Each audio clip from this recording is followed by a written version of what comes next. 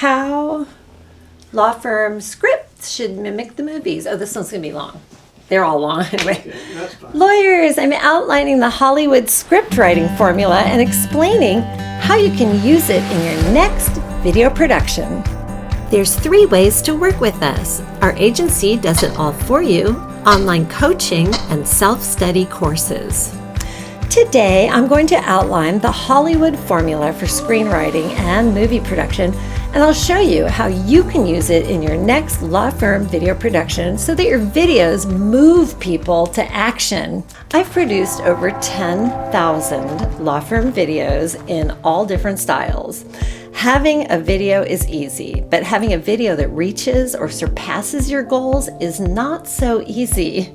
While my marketing agency does everything related to signing new clients and streamlining your practice, I think that I'm best known for video production, not only from directing so many thousands of videos and building video studios in law firms, but as the marketing agency tracking the data that proves that the videos reached their goals.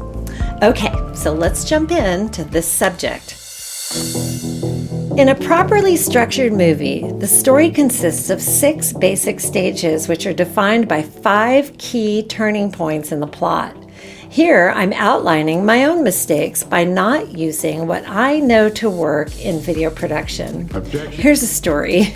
I recently helped a Nevada law firm create some inward-facing client educational videos. But what went wrong was actually me. I could tell right away that something was really wrong with these educational videos as I was watching them. It took sitting with them for a while to really understand what went wrong because they looked and sounded great. But I didn't realize how the same elements that I use in marketing law firms or creating day in the life videos are the same elements we need to use with inward-facing client educational videos. But it goes without saying here that big budget Hollywood does have a template for what works. And when you're watching a movie you love, of course, there's a formula. In a properly structured movie, the story consists of 6 basic stages which are defined by 5 key turning points in the plot. Not only are these turning points always the same, but they always occupy the same position in the story. So what happens at 25% into the story, maybe you have a 90-minute comedy, will be identical at 25% of a 3-hour epic film or your educational video. In the movies, the first element is called the setup. For instance, in the movie about Erin Brockovich, Erin is broke, unemployed, single mother who can't find a job and gets hit by a car and then loses her lawsuit. You must have been feeling pretty desperate that afternoon. What's your point?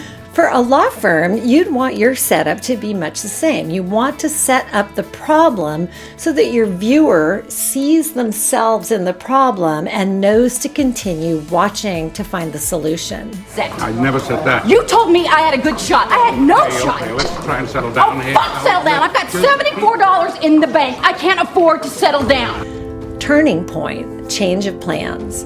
10% of the way into the screenplay, the hero must be presented with an opportunity which will create a new visible desire and will start the character on her journey. Wrong, Ed. That's fine. What are you doing here?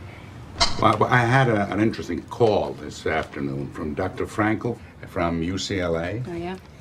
He wanted you to know that the legal limit for hexavalent chromium is 0.05 parts per million, and at the rate you mentioned, 0.58. It could be responsible for the cancers in that family you asked about, the Jensens. Turning point 3, the new situation. For the next 15% of your screenplay, your hero formulates a specific plan for accomplishing his overall goal. This is the same thing for your videos. We want to give the viewer a chance to formulate a specific plan to accomplish their goal.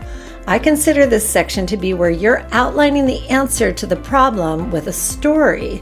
This is where they can picture themselves in the solution part of the story. Here is a biography video with Bill Ginsberg.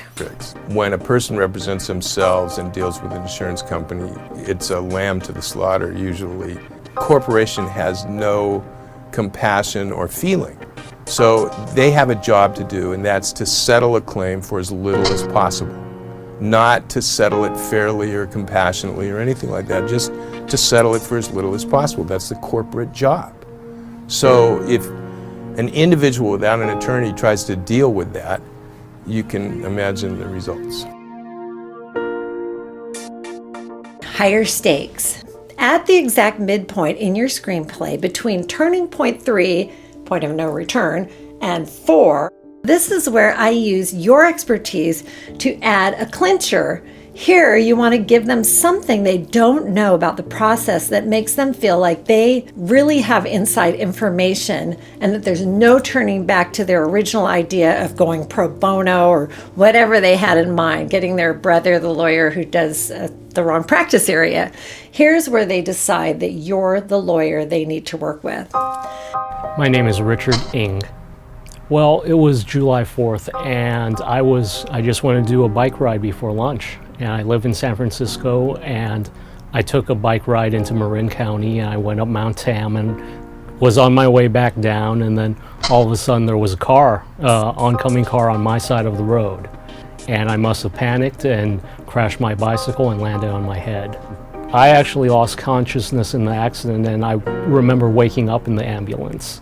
And then I was in the emergency room, and then I actually had to spend the night in the ICU. I stayed home from July 4th to Labor Day. Going through the claims process with the driver's insurance, they made an offer to me. My health insurance company could start claiming a big chunk of my settlement, and they have a legal right to do that. And Turning point 4, the major setback. At 75% of the story, you want to introduce a major setback which further outlines what can go wrong and the obstacles surrounding the issue. These disastrous events leave your hero with only one option.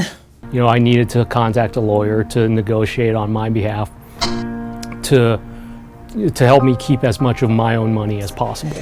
And stage 5, which is the final push, during this stage of your script, your hero must now give every ounce of her strength and courage she possesses to achieve her ultimate goal. The climax can occur anywhere from 90% to the last couple of minutes of the movie, and it will be the same for you with your law firm video. If I didn't get a lawyer, my health insurance could have gone after half. And luckily I get to keep a lot more than half right now. The aftermath. No movie ends precisely with the resolution of the hero's objective. But for law firms, the aftermath section would be the positive effects when they've chosen the path that you're outlining. All right. Thanks so much. Bye. Oh, what's up? I have your bonus check. Oh, yeah. Now, I want you to be prepared. The figure's not exactly what we discussed. Why not? Because after careful consideration, I felt that figure was not appropriate. Although you may not agree, you have to trust my experience and Trust? judgment. You want me to trust you? Do me a favor, Ed. Don't use big words you don't understand. It's a complicated issue, Aaron. You're not I did a job. lawyer. You should reward me accordingly. It's not complicated. You know what? That is the fucking problem. All you lawyers do is complicate situations that aren't complicated. Do you know why people think all lawyers are backstabbing, blood-sucking scumbags? Because they are. And I cannot believe that you were doing this to me now when I'm up to my ass in Kettleman plaintiffs, which, by the way, looks like it's going to be double the amount that we had in Hinckley. And you expect me to go out there, leave my kids to be looked after by strangers, knock on doors, get these people to trust you with their lives, and the whole time you're screwing me. I want you to know something, Ed. It is not about the number. It is about the way my work is valued in this firm. It's about how no matter what I do, you're not...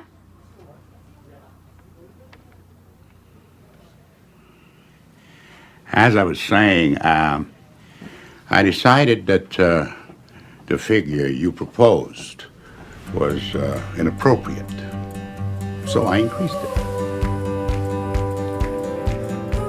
I hope this has given you some super helpful ideas and gives you a ton of inspiration for your new successful projects.